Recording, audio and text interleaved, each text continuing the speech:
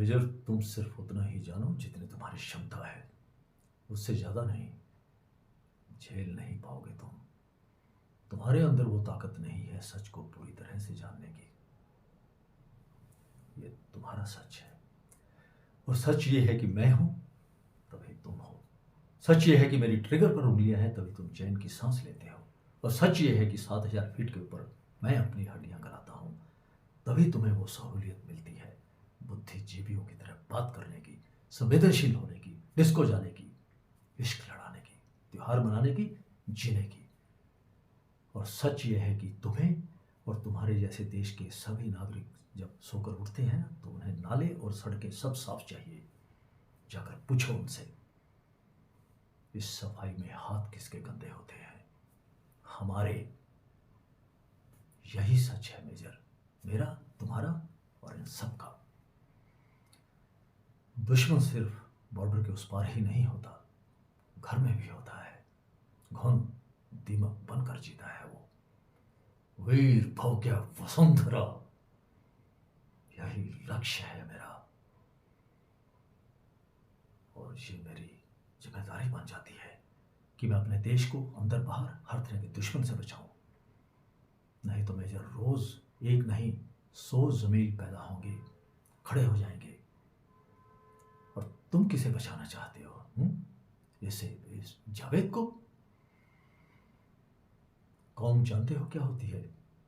कौम निशानियां, आइडेंटिटीज जो पैदा होते ही लग जाती हैं इनके अंदर, इस जावेद के भीतर तक, इसकी नसों में, इसकी खून में सनी है इसकी कौम। और इसकी वफादारी सिर्फ अपने खून के प्रति है। और अफसोस होता है कि इनकी कौम में सिर्फ और सिर्फ जहर भरा हुआ है। जहर। इनका हिसाब चुकाते चुकाते हम खाक हो जाएंगे, हजारों राठौड़ मर जाएंगे, लेकिन फिर भी कुछ नहीं होगा। ये मेरी, तुम्हारी या किसी टॉक शो की बात नहीं है, सारी कायनात की बात है। ये जो सर तुमने अपना मिट्टी में धंसा रखा है ना, इसे बाहर निकालो और फिर देखो यहां से, तब समझ आएगा तुम्हें।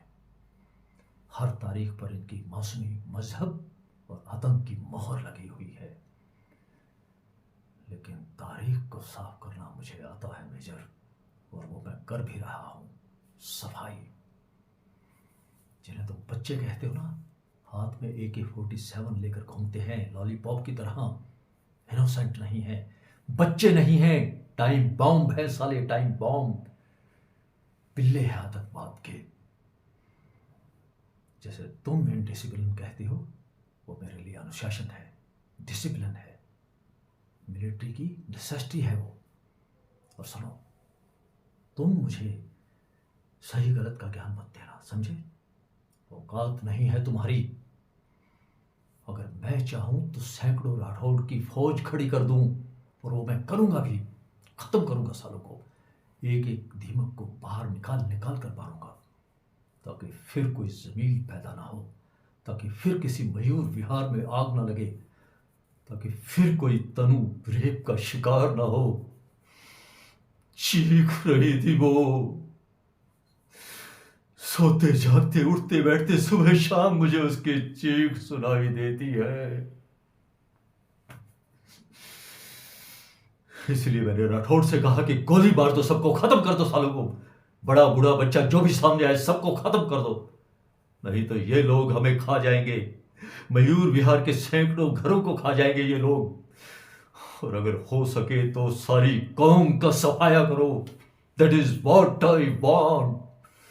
Bloody democracy, bloody democracy.